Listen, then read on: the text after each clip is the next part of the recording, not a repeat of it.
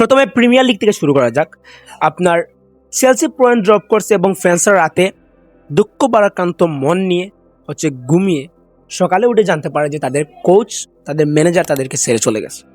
সবাই এনজো মার্স্কা আপনার ক্লাব ছাড়ছেন এবং এটার কিছু কারণ যদি হয় তাহলে কিছু কারণ হতে পারে এরকম যে ক্লাবের ভিতরে অভ্যন্তরীণ কিছু সমস্যা, অর্থাৎ ক্লাবের ভিতরে আপনার তিনি নিজের মতো করে ক্লাবটাকে ম্যানেজ করতে পারতেছেন না, কারণ বোর্ডের কিছু সিদ্ধান্ত নিজেই নিচ্ছে, যেটা আপনার খুব বেশি আপনার যে এনজো মার্স্কা যে নিজের মতো করে ক্লাবটা ম্যানেজ করবেন এরকম নয়। বোর্ডই বেশিরভাগ চেলসির যে বোর্ড আছে, ম্যানেজমেন্ট আছে, আপনার যে ওনারশিপ যাদের কাছে আছে তারাই ক্লাবটাকে ম্যানেজ করতেছে। মানে কোচকে সিদ্ধান্ত যেটাই কোচকে বলতেছে কোচ ঠিক ওই ধরনের কাজই করতে বাধ্য হচ্ছেন।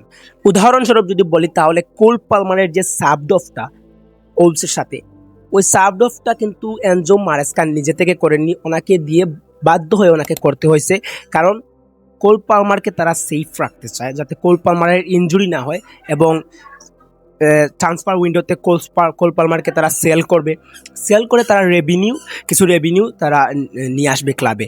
সো এই ধরনের কিছু প্রবলেমের কারণে যে এনজো মার্স্কা নিজে থেকে ক্লাবকে নিজের সিদ্ধান্ত অনুযায়ী যে পরিচালনা করবেন সেটা করতে পারতেছেন না, কারণ বোর্ড নিজে থেকেই অনেক কিছু করে ফেলতেছে, নিজে থেকেই সব কিছু করে ফেলতেছে, যার কারণে এনজো মার্স্কা চেলসি ছেড়ে চলে গেছেন। এবং আপনার প্রিমিয়ার লিগে যদি বাকি আসি আমরা, তাহলে আসতে পারি এখানে ম্যানচেস্টার ইউনাইটেডের কাছে। ম্যানচেস্টার ইউনাইটেড 2025 শেষ করে ফেলছে, তারা একসাথে 5টা ম্যাচ এখনো জিততে পারেনি এবং এই শালার চুলটা কাটা এখনো হয়নি। এই শালা একসাথে 5টা ম্যাচ যেদিন ম্যানচেস্টার ইউনাইটেড জিতবে ওই দিন চুল কাটবে, কিন্তু এখনো 2025 প্রায় 50টা প্লাস 55টার মতো, তার থেকেও বেশি হয়তো গেম ম্যানচেস্টার ইউনাইটেড খেলে ফেলছে, কিন্তু একসাথে 5টা ম্যাচ 5 গেমস ইন এ র ইম্পসিবল। 26-এর ভিতরে, জানুয়ারির ভিতরে আমি মনে করছিলাম যে বিষয়টা হয়তো হয়ে যাবে।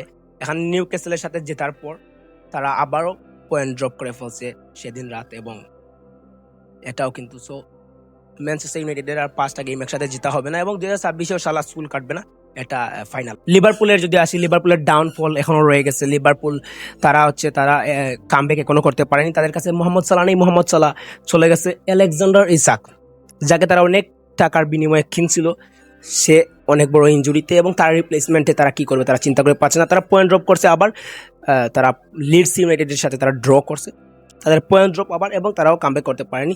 তারপর যদি আপনারা আসে তাহলে আর্সেনাল এমনভাবে পারফরমেন্স দিচ্ছে, তাদের গড়ে যদি কেউ আসে, মানে নিজের মাঠে গড়ে যদি কেউ আসে, তাদের বাস দিয়ে যে কোনোভাবে মানে আটকানোর ক্ষমতা রাখে। তারা যে প্রিমিয়ার লিগ নিবে এটা একবারে 100%, এটা বর্তমানে তাদেরকে দিয়ে দেওয়া উচিত, আর প্রিমিয়ার লিগ তারা নিবে এটা 100% শিওর, কারণ তারা যেভাবে যে পারফরমেন্সটা দিচ্ছে তাদের গড়ে আসলেই দিচ্ছে। সো এটাই হচ্ছে প্রিমিয়ার লিগের বর্তমানে যে, এবং Aston Villa by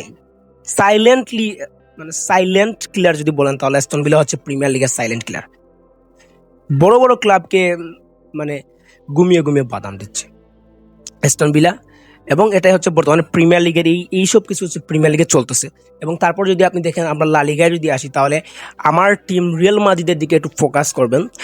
Spanish super cup semifinal হচ্ছে অ্যাটলেটিকো মাদ্রিদের সাথে আমাদের, এবং কোনোভাবে যদি আমরা সেমিফাইনাল জিতেই যাই গঞ্জালো গার্সিয়াকে দিয়ে, তাহলে ফাইনালে এল ক্লাসিকো হতে পারে, বার্সেলোনার সাথে দেখা হতে পারে, সেখানেও আমাদের চিলিয়ান মরফি থাকবেন না, এটা ডান।